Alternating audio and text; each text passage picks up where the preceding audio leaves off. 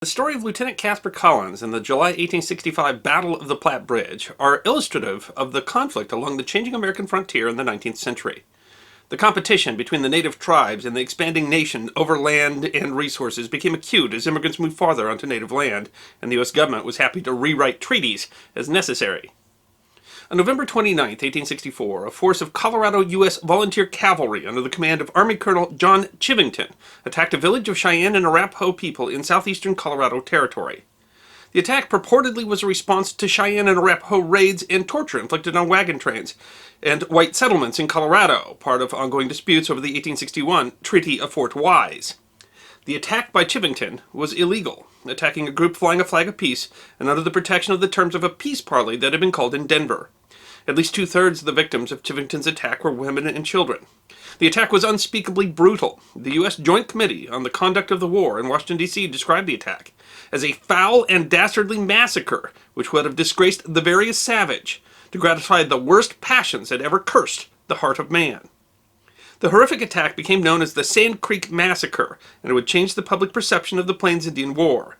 It also strengthened the alliance between the Cheyenne, Arapaho, and Sioux, resulting in an attack on a remote fort in Dakota Territory by one of the largest Native American armies ever assembled. In 1859, a trading post and toll bridge was founded at a crossing of the North Platte River along the Oregon Trail. It was later taken over by the U.S. Army to protect immigrants and had a telegraph station. It was a small and remote outpost during American westward expansion, but a strategic one, as it was one of the last crossings of the North Platte, only a few miles east of Independence Rock. On July 24, 1865, 2nd Lieutenant Caspar Collins arrived at the station with the mail ambulance and a few other troopers. Caspar had come west from Ohio in 1862 with his father, William Collins, commander of the 11th Ohio Volunteer Cavalry. Caspar joined up with the 11th as soon as he was able in 1863.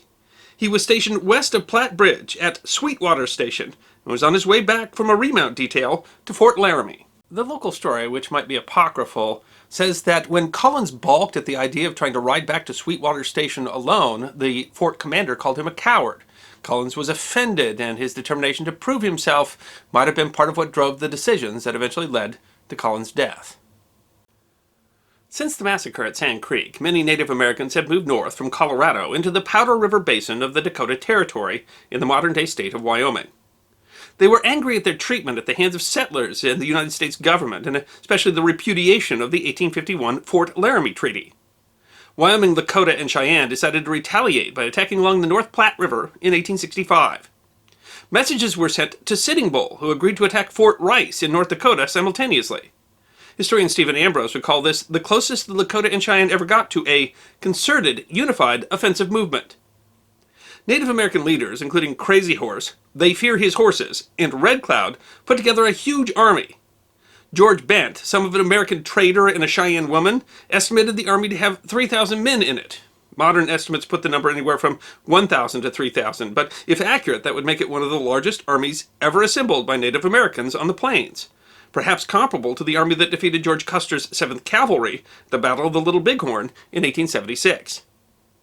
A series of skirmishes was fought in the months leading up to July. George Bent was with a party that fought a minor skirmish at Deer Creek Station, around 20 miles east of the station at Platte River, on May 20th.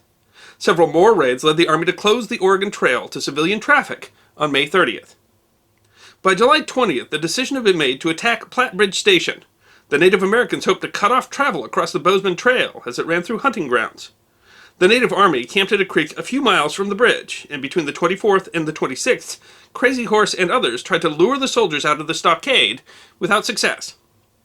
A few weeks earlier, Major Martin Anderson of the 11th Kansas had replaced Lieutenant Henry Bretney as commander of the Platte Bridge, and Bretney had been reassigned to Sweetwater. Before dawn on July 26, Bretney arrived with a few other soldiers.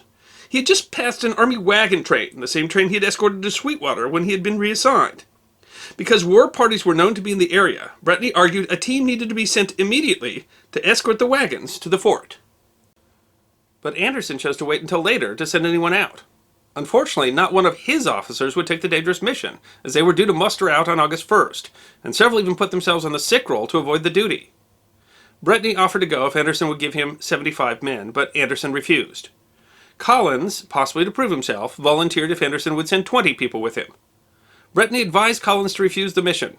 Collins reportedly responded, "I know what it means to go out, but I've never disobeyed an order.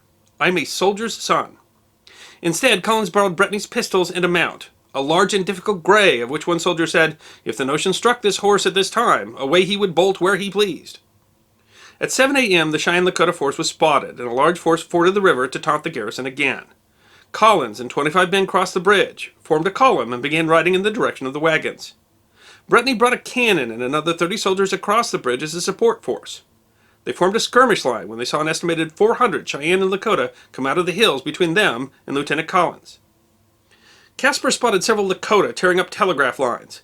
Before he could order an attack, he spotted some of the warriors charging from behind. He wheeled his troops around to form a double line to charge the first group that had emerged, only to find himself surrounded and severely outnumbered by more warriors hidden by the hilly terrain. Simultaneously, a large band charged the bridge, forcing the relief force to stand their ground. Lieutenant Collins recognized his predicament, ordered his men to get back to the bridge. As they fought their way back, one of the men had his horse shot out from underneath him, and Lieutenant Collins turned to help. Apparently then, Collins' horse bolted, carrying him into the attackers. George Bent, who participated in the melee, described seeing Collins on a big bay horse rush past me through the dense clouds of dust and smoke. His horse was running away with him and broke right through the Indians. Private John Benton Hart recalled, "The last I saw of him was the big gray going over those Indian ponies as if they were so many feeble sheep." Along with Collins, 4 other soldiers died, but 21, all wounded in some way, reached the bridge. Hart described the difficult struggle to get back. "In a flash, we were thirsty, tired, and weary, fighting out 100 years of life in a few minutes, all at once." Brittany was furious when the men of the 11th Kansas refused to leave the fort again. They could only listen as the wagons, with 20 men under the command of Sergeant Amos J. Custard, were caught several miles from the fort around 11 a.m. 5 soldiers were separated from the wagons in the initial attack, and 3 of them would later be rescued. Though the soldiers circled their wagons and fought, by 4 p.m. the soldiers at the fort could see smoke from the burning wagons. 21 soldiers were later buried, and several more were never recovered. Lieutenant Collins' remains were eventually brought back to his home in Ohio. The Army reported 29 soldiers dead, but it isn't clear how many Sioux and Cheyenne were killed. George Bent reported as few as 8, while some historians have estimated as many as 130 over all the engagements in July. A punitive expedition had already been planned, but ultimately the U.S. troops were unable to accomplish much. But the Plains Indians did not have the resources to keep an army in the field. Despite the victory, the day after the battle, the Indian Army broke up into small groups and dispersed. The fort was renamed Fort Caspar, not Fort Collins, as would have been standard, as there was already a Fort Collins named after his father in Colorado. Caspar Collins was just one man on the frontier, and his story is caught up in the broader story of American expansion, but as for him, the individual, he really couldn't do anything other than his duty, which he did without question, even when others would not. The fort that bore his name was abandoned just a few years later, in 1867, but a town grew up nearby and eventually took that fort's name, even though somewhere along the way the spelling was changed from the original C-A-S-P-A-R to C-A-S-P-E-R. And Casper, Wyoming, the second largest city in the state of Wyoming, still bears his name, as does the mountain nearby. There's a reconstruction of the fort and the bridge on their original site that the city of Casper operates as a museum.